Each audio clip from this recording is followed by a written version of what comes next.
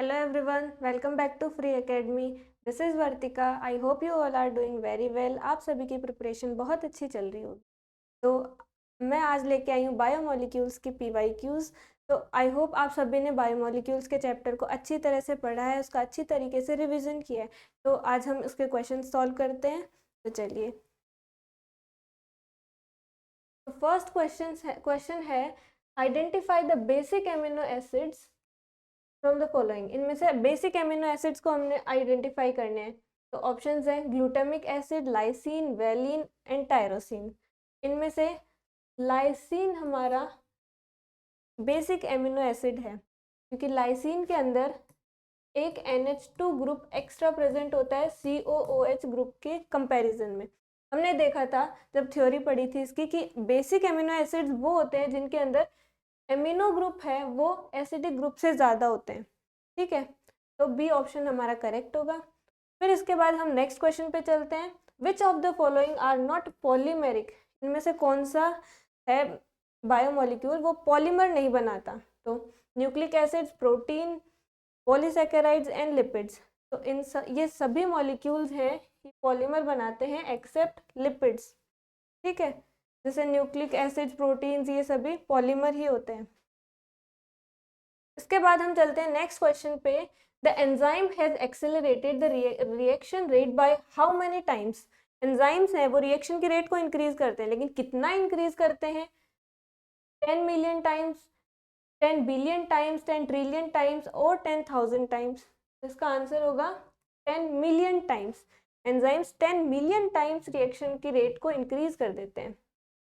Then next question, match the following list. List 1 को list 2 से match करना है। तो proteins, unsaturated fatty acids, nucleic acids और पॉलीसैकेराइड्स हैं, इनको हमें इनसे मैच करना है। तो हम देखते हैं प्रोटीन्स, इनके अंदर कौन सा बॉन्ड होता है? पॉलीपेप्टाइड, पेप्टाइड बॉन्ड प्रेजेंट होता है।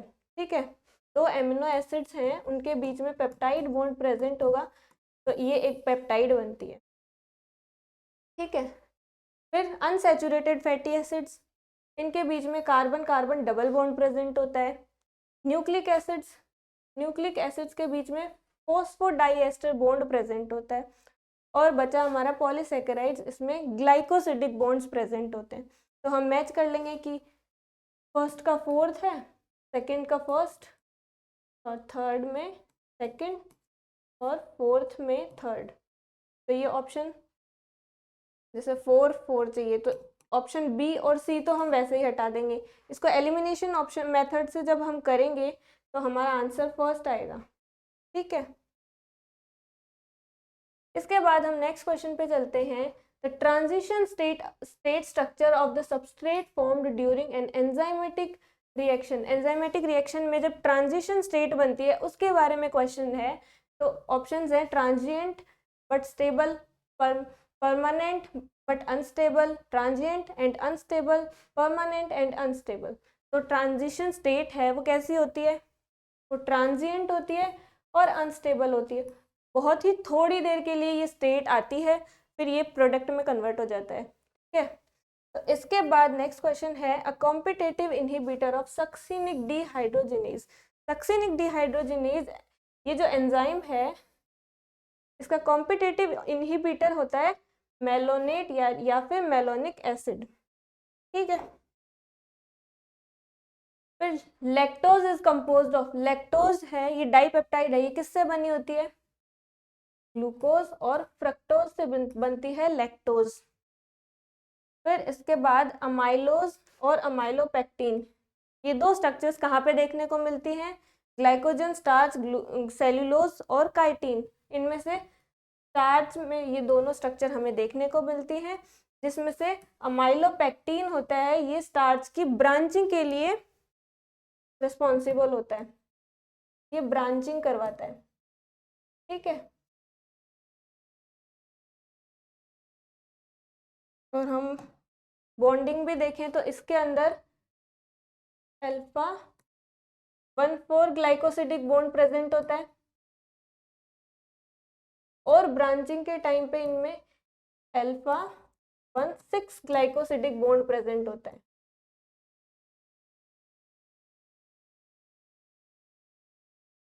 ठीक है। फिर नेक्स्ट क्वेश्चन है, which of the following is the most abundant protein in the animal world. Animal world के अंदर सबसे अबंडेंट प्रोटीन के बारे में पूछा है, केराटिन, कोलेजन, रुबिस्को और हीमोग्लोबिन। तो इसमें से कोलेजन एनिमल वर्ल्ड में सबसे अबंडेंट प्रोटीन है, ठीक है। वहीं पूरे बायोस्फीयर में अगर ये पूछ लेता तो इसका आंसर हम लगाते हैं rubisco. Okay, then next question, the most common secondary structure. Proteins की सेकेंडरी स्ट्रक्चर में सबसे कॉमन स्ट्रक्चर कौन सी होती है? तो अल्फा हेलिक्स। ये सारी प्रोटीन्स की सेकेंडरी स्ट्रक्चर्स हैं, तो इनमें से अल्फा हेलिक्स है वो सबसे कॉमन स्ट्रक्चर होती है, secondary structure. Which of the following is not reducing sugar. Non reducing sugar के बारे में पूछा है, तो ऑप्शन है ग्लूकोज, माल्टोज, लैक्टोज और सुक्रोज। इनमें से सुक्रोज है वो नॉन रिड्यूसिंग शुगर है, बाकी तीनों रिड्यूसिंग शुगर है। इनका फर्दर रिडक्शन हम कर सकते हैं रिड्यूसिंग शुगर से, ठीक है। फिर the chitin is the second most abundant organic substance present in the exoskeleton of insects and crustaceans. Crustaceans और insect के exoskeleton में chitin present होता है। ये क्या होता है chitin? तो chitin एक प्रोटीन है या फिर polysaccharides and the basic unit is N-acetyl glucosamine. Third option है proteins and CaCO3 deposits in it, और फोर्थ ऑप्शन है लिपिड्स। तो ये काइटिन है, ये एक पॉलीसेकेराइड है, और ये पॉलीसेकेराइड किसका पॉलीसेकेराइड है? एन एसिटाइल ग्लूकोसामीन, नेग का पॉलीसेकेराइड है, ठीक है। फिर हम आगे चलते हैं, identify the basic amino acid from the following. ये क्वेश्चन है, ये रिपीट हो गया, तो इसका आंसर हमने देखा था लाइसिन, क्योंकि इसमें एमिनो ग्रुप है वो ज़्यादा प्रेजेंट होते हैं as compared to carboxylic acid group. फिर है the following the two functional group characteristic of sugar are। शुगर के अंदर दो फंक्शनल ग्रुप प्रेजेंट होते हैं, वो कौन से होते हैं? Hydroxyl and methyl group, carbonyl and methyl group, carbonyl and phosphate group, और कार्बोनिल एंड हाइड्रोक्सिल ग्रुप। तो ये दोनों प्रेजेंट होते हैं शुगर्स के अंदर, तो ऑप्शन डी है वो करेक्ट आंसर हो जाएगा। फिर है a typical fat molecule is made up of. जो फैट मॉलिक्यूल है वो किससे मिलके बना होता है? तो इसके ऑप्शंस है 1 glycerol and 1 fatty acid molecule, second option है 3 glycerol and 3 fatty acid molecules, third है 3 glycerol molecules and 1 fatty acid molecule, fourth option है 1 glycerol and 3 fatty acid molecules. तो ये जब हमने बायोमॉलिक्यूल्स पढ़ा था उस टाइम देखी थी फैट की स्ट्रक्चर। जो फैट है वो ग्लिसरॉल और फैटी एसिड से मिलके बना था, ये देखा था। फिर एक ग्लिसरॉल से 3 फैटी एसिड्स जुड़ रहे थे, तरह से, सॉरी, एक ग्लिसरॉल से 3 फैटी एसिड्स इस तरह जुड़ रहे थे, यहाँ से ये फैटी एसिड चेन है ये,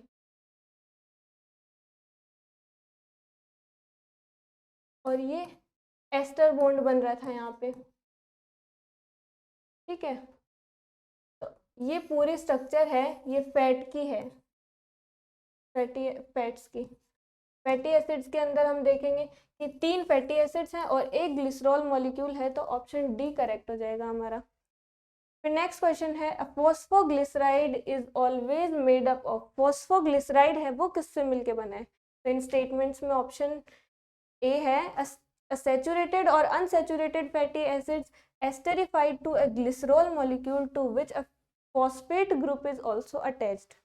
Second option है a saturated or unsaturated fatty acids esterified to a phosphate group which is also attached to glycerol molecule. Third option है only a saturated fatty acid esterified to a glycerol molecule to which a phosphate group is also attached. Option fourth है only an unsaturated fatty acids esterified to a glycerol molecule to which phosphate group is also attached. तो इनमें से option A is correct, क्योंकि ये phosphoglyceride है, ये saturated और unsaturated fatty acid होता है और एस्टरिफाइड होता है ग्लिसरॉल मॉलिक्यूल से, जिसमें एक फॉस्फेट ग्रुप भी अटैच्ड रहता है। ठीक है, ये नीट 2013 का क्वेश्चन है। फिर इसके बाद uridine is only present in RNA. Uridine है, ये सिर्फ आरएनए के अंदर प्रेजेंट होता है। ये क्या है? ये न्यूक्लियोसाइड है या न्यूक्लियोटाइड है या प्यूरिन पिरिमिडीन, इनमें से ये क्या है यूरिडीन? तो यूरिडीन के बारे में देखिए, ये एक नाइट्रोजनस बेस है और ये न्यूक्लियोसाइड है। ठीक है, और नेक्स्ट क्वेश्चन है which of the following biomolecule is correctly characterized. इनमें से करेक्ट स्टेटमेंट हमें बतानी है। तो फर्स्ट स्टेटमेंट है lecithin, a phosphorylated glyceride found in cell membrane. Second option है पाल्मिटिक एसिड के बारे में कि an unsaturated fatty acids with 18 carbon atom. Third option है adenylic acid, phosphate molecule, adenosine with a glucose. और fourth option है alanine amino acid contains amino group and acidic group anywhere in the molecule. तो option A इनमें से correct होगा, क्योंकि lecithin एक phosphorylated glyceride है और ये सबसे ज़्यादा अमाउंट में प्रेजेंट होता है सेल मेम्ब्रेन के अंदर। पाल्मिटिक एसिड के बारे में बोला है, पाल्मिटिक एसिड एक सैचुरेटेड फैटी एसिड है और ये 16 कार्बन का फैटी एसिड होता है। ठीक है, एडिनाइलिक ये एडिनाइलिक एसिड जो है इसके अंदर ग्लूकोज नहीं प्रेजेंट होता है। और ये एलानिन के बारे में बताया, एलानिन के अंदर ये बोल रहे हैं कि एमिनो ग्रुप और एसिडिक ग्रुप कहीं पे भी प्रेजेंट हो सकते हैं, लेकिन हमने जब एमिनो एसिड की स्ट्रक्चर देखी थी तब देखा था कि एमिनो ग्रुप और कार्बोक्सिलिक ग्रुप ये दोनों एक ही कार्बन से अटैच्ड थे और जिसको हम अल्फा कार्बन बोल रहे थे। ठीक है, तो ये सिर्फ अल्फा कार्बन से अटैच्ड रहता है, एनीवेयर किया है, इसलिए ये स्टेटमेंट भी रॉन्ग हो जाए। फिर हम नेक्स्ट क्वेश्चन पे चलते हैं। About 98% of the mass of every living organism is composed of just 6 elements including carbon, hydrogen, nitrogen and oxygen। इनके अलावा दो और कौन से होते हैं जो सबसे अबंडेंट होते हैं, वो हमें बताना है। तो ऑप्शन ए है sulphur and magnesium, magnesium and sodium, calcium and phosphorus और फॉस्फोरस एंड सल्फर। तो ऑप्शन डी है वो सही हो जाएगा, क्योंकि इसके अंदर जैसे फॉस्फोरस है और सल्फर है, ये भी सबसे ज़्यादा अमाउंट में प्रेजेंट होता है। फॉस्फोरस हमें सारे डीएनए मॉलिक्यूल्स में देखने को मिल जाएगा और सल्फर है ये प्रोटीन्स के अंदर देखने को मिलता है। ठीक है, दो ऐसे जैसे एमिनो एसिड्स हैं, जैसे मिथियोनिन के अंदर सबसे ज़्यादा सल्फर देखने को मिलता है और सिस्टीन के अंदर, ये दो ऐसे एमिनो एसिड्स हैं जिनके अंदर सल्फर प्रेजेंट होता है। ठीक, फिर नेक्स्ट क्वेश्चन है which of the following is the simplest amino acid. इनमें से सिंपलेस्ट एमिनो एसिड हमें बताना है। Alanine, asparagine, glycine and tyrosine. तो ये हमने देखा था, ग्लाइसिन है वो सबसे सिंपलेस्ट एमिनो एसिड होता है, क्योंकि इसका जो आर ग्रुप है, ये जो हम एमिनो एसिड की स्ट्रक्चर देखते हैं इसमें H, इधर COOH ग्रुप होता है, फिर NH2 ग्रुप जुड़ा रहता है और ये R ग्रुप होता है। इसकी वजह से सारे एमिनो एसिड्स हैं वो डिफर होते हैं, बाकी सब सेम स्ट्रक्चर होती है सारे एमिनो एसिड्स में। R ग्रुप है ये वेरिएबल होता है। ठीक है, तो ग्लाइसिन की जब बात आती है तो R ग्रुप है वो H होता है, हाइड्रोजन होता है R ग्रुप, इसीलिए ग्लाइसिन जो एमिनो एसिड है इसको हम सिंपलेस्ट भी बोलते हैं, इसी को हम स्मॉलेस्ट एमिनो एसिड भी बोलते हैं। ठीक, और इसके अंदर दो एक जैसे ग्रुप प्रेजेंट्स होते हैं, तो ये एक कायरल एमिनो एसिड है। कायरल एमिनो एसिड वो होता है जिसके चारों ग्रुप्स हैं वो डिफर करते हो और इसके अंदर दो ग्रुप सेम होते हैं, इसलिए एक कायरल एमिनो एसिड होता है। ठीक है, फिर हम आगे चलते हैं। Secondary metabolite such as nicotine, साइनिन, caffeine are produced by plants for their nutritive values, growth response, defence actions and effect on reproduction. जो सेकेंडरी मेटाबोलाइट्स हैं प्लांट्स क्यों बनाते हैं ये हमें बताना है। तो प्लांट्स अपने डिफेंस के लिए सेकेंडरी मेटाबोलाइट्स को बनाते हैं। तो नेक्स्ट क्वेश्चन, कॉन्केविलिन ए। कॉन्केविलिन ए क्या है? एक पिगमेंट है, एक एल्केलॉइड है और एसेंशियल ऑयल है, या फिर एक लेक्टिन है? तो कॉन्केविलिन एक प्लांट लेक्टिन होता है, ये प्लांट्स के अंदर प्रेजेंट होता है, प्लांट लेक्टिन होता है। और लेक्टिन क्या होता है? लेक्टिन ऐसे प्रोटीन्स होते हैं जो कि कार्बोहाइड्रेट से बाइंड करते हैं। Lectins are carbohydrate binding proteins, ठीक है। और ये कॉन्केविलिन ए उसका एक एग्जाम्पल है। तो ये नीट 2019 में पूछा हुआ क्वेश्चन है। फिर है which of the following glucose transporter is insulin dependent. Insulin dependent कौन सा ग्लूकोज ट्रांसपोर्टर होता है? GLUT1, GLUT2, GLUT4, GLUT3। तो इनमें से GLUT4 जो है वो इंसुलिन डिपेंडेंट होता है। ये ग्लूकोज ट्रांसपोर्टर होता है, ठीक है। और GLUT1 to 12 होते हैं। इनमें से देख भी सकते हैं हम, GLUT1, GLUT2, 3 और 4। ये आरबीसी में मिलता है, ये लिवर में मिलता है, थर्ड ब्रेन में होता है, ये इंटेस्टाइन और मसल्स के अंदर प्रेजेंट होता है, ठीक है। तो GLUT1 है वो आरबीसी में होता है, 2 लिवर में होता है, 3 ब्रेन में और इंटेस्टाइन और मसल्स के अंदर देखने को। ये हमें याद रखने हैं, ये कई बार पूछ लिए जाते हैं कि GLUT1 है वो कहाँ पे प्रेजेंट होता है, GLUT2 कहाँ होता है, 3 कहाँ होता है, 4 कहाँ होता है। तो ये मेजर यही पूछे जाते हैं, ठीक है। फिर चलते हैं, which of the following statement is wrong. इनमें से गलत स्टेटमेंट हमें बतानी है। तो ऑप्शन ए है uracil is a pyrimidine, glycine is a sulphur containing amino acid, sucrose is a disaccharide, और ऑप्शन डी है सेल्यूलोज इज अ पॉलीसैकेराइड। तो इसके अंदर गलत स्टेटमेंट हमें बतानी है, ऑप्शन बी गलत है। हम जब जैसे ही स्टेटमेंट वाले क्वेश्चंस जब देखते हैं ना, तो इसमें सबसे पहले ये चीज़ को आप सर्कल कर लेना, मार्क कर लेना, या फिर हाईलाइट कर लेना कि ये पूछ क्या रहा है, गलत पूछ रहा है या सही पूछ रहा है। कई बार हम यहाँ देखते नहीं और राइट जो स्टेटमेंट है उसको टिक करके आ जाते हैं। तो हमें इसको हाईलाइट कर लेना है कि पूछ क्या रहा है, ठीक है। तो ऑप्शन बी है ये गलत है, क्योंकि हमने अभी देखा ग्लाइसिन एक सिंपलेस्ट एमिनो एसिड होता है और इसके अंदर सल्फर नहीं होता। इसके स्ट्रक्चर में आर जो है वो हाइड्रोजन होता है। तो इसकी स्ट्रक्चर इस तरह से होगी, हाइड्रोजन हाइड्रोजन और कार्बोक्सिलिक एसिड और एक एमिनो ग्रुप, ठीक है। तो इसमें कहीं पे देखने को मिल रहा है सल्फर? नहीं है, तो ये सल्फर कंटेनिंग एमिनो एसिड नहीं होता। सुक्रोज है, ये डाइसैकेराइड होती है, क्योंकि ये ग्लूकोज प्लस फ्रक्टोज 2 शुगर से मिलके बनी होती है। फिर इसके बाद सेल्यूलोज है, ये पॉलीसैकेराइड होता है, ग्लूकोज का पॉलीमर होता है ये, ग्लूकोज ग्लूकोज इस तरह से इसकी स्ट्रक्चर होती है। और यूरेसिल की बात करें तो ये भी पिरिमिडीन होता है, नाइट्रोजनस बेस है ये पिरिमिडीन।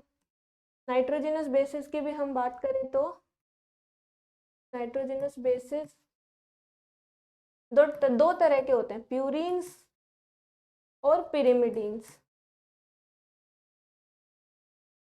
ठीक है। प्यूरिन्स के अंदर आता है एडेनिन और गुआनिन, 2 नाइट्रोजनस बेसेस आते हैं प्यूरिन में, एक एडेनिन आता है और एक गुआनिन आता है।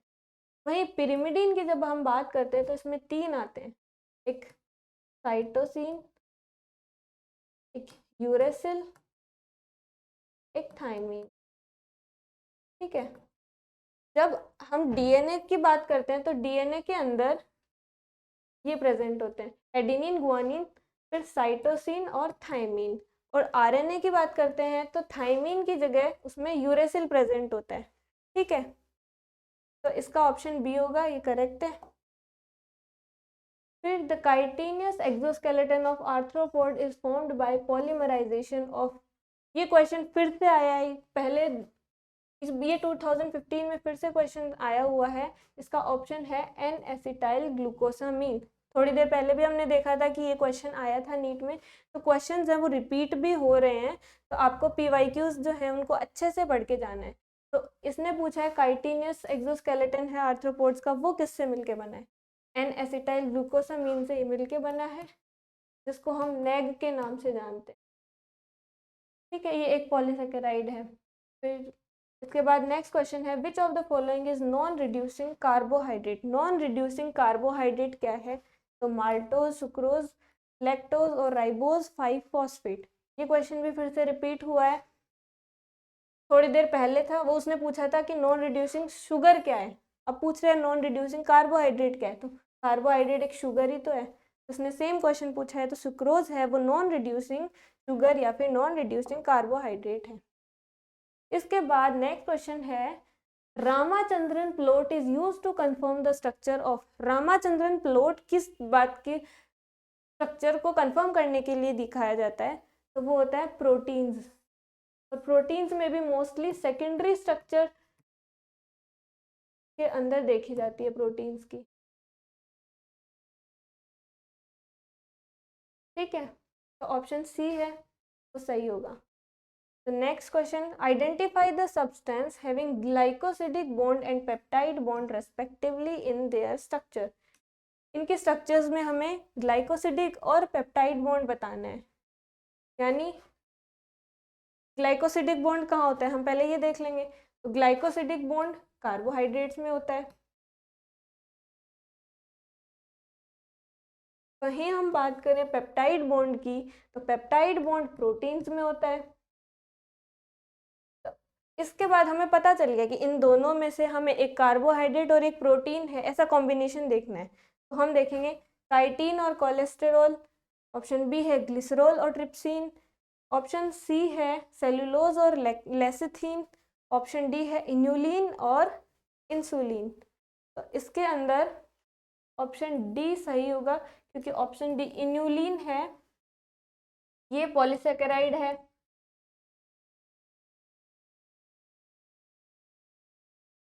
और इसकी जो मोनोमेरिक यूनिट होती है वो फ्रक्टोज होती है।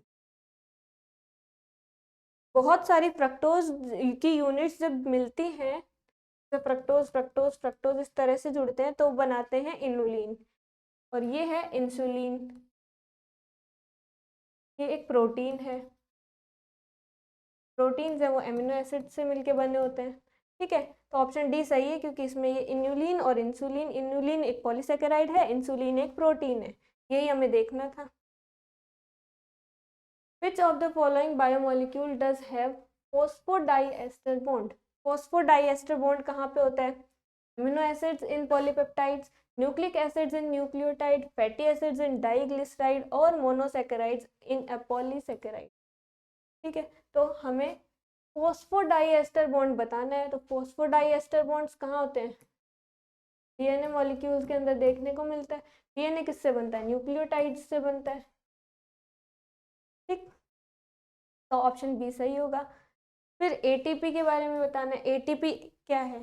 न्यूक्लियोटाइड है, न्यूक्लिक एसिड है, न्यूक्लियोसाइड है या फिर विटामिन है? तो एटीपी एक न्यूक्लियोटाइड मॉलिक्यूल है, क्योंकि इसके अंदर जब हम बात करते हैं एटीपी की, एडिनोसिन ट्राइफॉस्फेट, ठीक है, एडिनोसिन ट्राइफॉस्फेट ये एटीपी है। तो इसके नाम से पता चल रहा है इसमें एडिनोसिन है और ट्राइफॉस्फेट, यानी 3 फॉस्फेट इससे जुड़े हुए हैं। एडिनोसिन एक नाइट्रोजनस बेस है, नाइट्रोजनस बेसिस से जब फॉस्फेट जुड़ता है उसको हम बोलते हैं न्यूक्लियोटाइड्स। वहीं अगर इसके अंदर नाइट्रोजनस बेस में फॉस्फेट नहीं होता है और इसके साथ में एक शुगर मॉलिक्यूल भी होता है, तो अगर ये 3 चीज प्रेजेंट होती हैं उसको हम बोलते हैं न्यूक्लियोटाइड्स। अगर इसमें फॉस्फेट एब्सेंट होगा, इन दो को हम बोलेंगे न्यूक्लियोसाइड्स। न्यूक्लियोसाइड इस तरह से याद कर सकते हैं, जब हम फॉस्फेट को साइड कर देंगे तो उसको बोलेंगे न्यूक्लियोसाइड। ठीक है, एटीपी एक न्यूक्लियोटाइड मॉलिक्यूल है। के बाद नेक्स्ट क्वेश्चन है prosthetic group differs from coenzyme in that. Coenzyme और प्रोस्थेटिक ग्रुप में क्या डिफरेंस है? They require metal ions for their activity, they are tightly bound to apoenzymes, their association with apoenzyme is transient, they can serve as cofactor in a number of enzyme catalyzed reaction। इसके अंदर option B correct है, ठीक है, क्योंकि जो prosthetic group है वो tightly bind करता है एपोएंजाइम से, और कोएंजाइम है जो प्रोस्थेटिक ग्रुप है ये टाइटली बाइंड करता है, टाइट बाइंडिंग होती है, और ये स्मॉल मॉलिक्यूल भी होता है, ये भी एक डिफरेंस है। वहीं हम कोएंजाइम की बात करते हैं तो ये एपोएंजाइम से लूजली बाइंड होता है,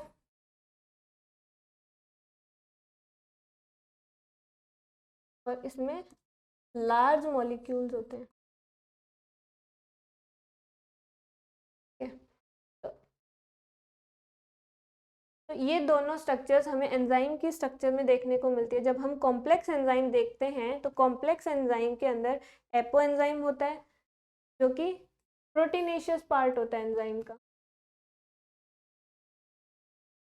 ठीक है, ये प्रोटीनेशियस पार्ट होता है। इस प्रोटीनेशियस पार्ट से कुछ और स्ट्रक्चर्स हैं वो आके ऐड हो जाती है तो उसको हम कॉम्प्लेक्स एंजाइम बोलते हैं। तो उसमें एक प्रोस्थेटिक ग्रुप भी ऐड हो सकता है या फिर को एंजाइम्स भी ऐड हो सकते हैं, ये दोनों को फैक्टर्स होते हैं। तो एपो एंजाइम से जब को फैक्टर्स हैं वो ऐड होता है तो इन दोनों को मिला के हम पूरी स्ट्रक्चर बोलते हैं, उसको बोलते हैं होलो एंजाइम। तो जब एंजाइम की स्ट्रक्चर देखते हैं कॉम्प्लेक्स एंजाइम की तो कंप्लीट स्ट्रक्चर को हम होलो एंजाइम बोलते हैं, जिसके दो पार्ट्स होते हैं, एपो एंजाइम और कोफैक्टर। एपो एंजाइम उसका प्रोटीनेशियस पार्ट होता है और कोफैक्टर उसका नॉन प्रोटीनेशियस पार्ट होता है। फिर हम कोफैक्टर्स देखते हैं, वो ये प्रोस्थेटिक ग्रुप भी हो सकता है और कोएंजाइम भी हो सकता है। प्रोस्थेटिक ग्रुप क्या होते हैं? वो टाइटली बाइंड करते हैं एपो एंजाइम से और वो स्मॉल मॉलिक्यूल्स होते हैं। वहीं को एंजाइम्स हैं वो लूजली बाइंड करते हैं और लार्ज मॉलिक्यूल्स होते हैं। तो ऑप्शन बी हमारा सही है, ठीक है। नेक्स्ट क्वेश्चन है which of the following statement is correct with reference to enzyme. अभी ये क्वेश्चन हमने डिस्कस किया कि होलो एंजाइम है वो किससे मिलके बना है? एपो एंजाइम और कोएंजाइम। कोएंजाइम ये किससे बना है? Apo enzyme plus holo enzyme. Third है holo enzyme equals to coenzyme plus cofactor, और apo enzyme equals to holo enzyme plus coenzyme. तो इसके अंदर ऑप्शन ए सही होगा, तो यहाँ पे कोफैक्टर, ठीक है। उसके बाद हम आगे चलते हैं, नॉन प्रोटीनेशियस एंजाइम कौन सा होता है? सारे एंजाइम्स हैं वो प्रोटीनेशियस होते हैं, यानी प्रोटीन से मिलके बने होते हैं, लेकिन एक एक्सेप्शन हमने देखा था राइबोजाइम का, जो कि सिर्फ आरएनए से बना होता है। जब आरएनए के अंदर कैटालिटिक एक्टिविटी आ जाती है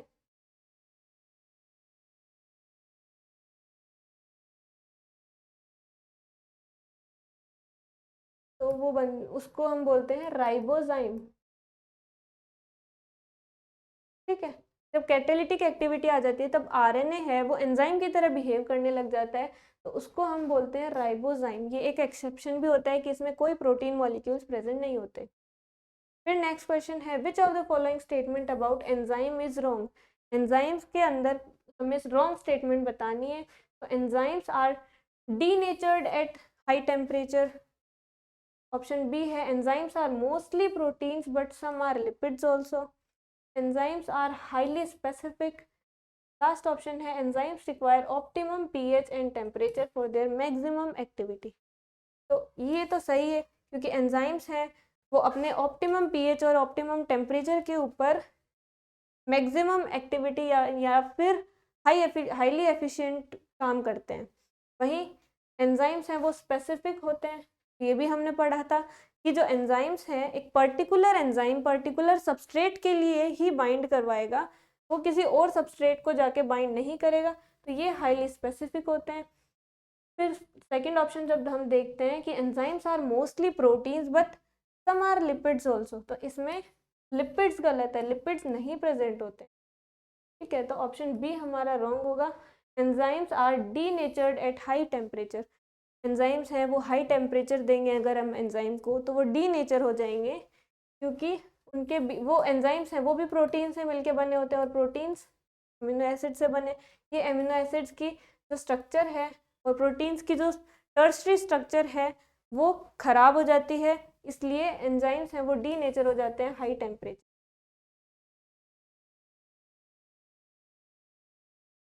नेक्स्ट क्वेश्चन है, which substrate is responsible for inhibition of enzymatic process during feedback. कौन सा ऐसा फैक्टर है जब हम कोई प्रोडक्ट बनाते हैं, ये जैसे एंजाइम और ये सबस्ट्रेट था, इससे हम जब प्रोडक्ट बनाते हैं एंजाइम प्लस प्रोडक्ट, तो ये जो प्रोडक्ट है यही आके इस रिएक्शन को स्टॉप करवाता है, तो ऐसे रिएक्शन को हम और इनहिबिशन को हम फीडबैक इनहिबिशन बोलते हैं। ठीक है, इसने यही पूछा है, तो एंड प्रोडक्ट है वो इनहिबिट करता है, कि इनहिबिशन ऑफ एंजाइमेटिक प्रोसेस को इनहिबिट करता है, वो कौन सा होता है, इसी रिएक्शन का एंड प्रोडक्ट है वो इसको इनहिबिट करता है, तो एंड प्रोडक्ट हमारा सही आंसर होगा। फिर है, which of the following have carbohydrate as prosthetic group. किसी एंजाइम्स के अंदर प्रोस्थेटिक ग्रुप में कार्बोहाइड्रेट है, तो वो किस में है, ग्लाइकोप्रोटीन में, क्रोमोप्रोटीन में, लिपोप्रोटीन में, या फिर न्यूक्लियो प्रोटीन्स के अंदर। तो इसके नाम में ही ग्लाइको हमें दिखाई दे रहा है, तो ऑप्शन ए है वो करेक्ट होगा, कि ग्लाइकोप्रोटीन्स के अंदर एक कार्बोहाइड्रेट मॉलिक्यूल है और एक प्रोटीन मॉलिक्यूल है, यानी जो प्रोस्थेटिक ग्रुप है वो कार्बोहाइड्रेट है और एपो एंजाइम है वो प्रोटीन है। ठीक है, तो ये थे हमारे आज के क्वेश्चंस। आई होप आप सभी ने अच्छे से ये क्वेश्चन सॉल्व किए होंगे, आप सभी की प्रिपरेशन अच्छी चल रही होगी। तो आज के लिए इतना ही, के लिए हमारे साथ जुड़े रहिए आप। Thank you.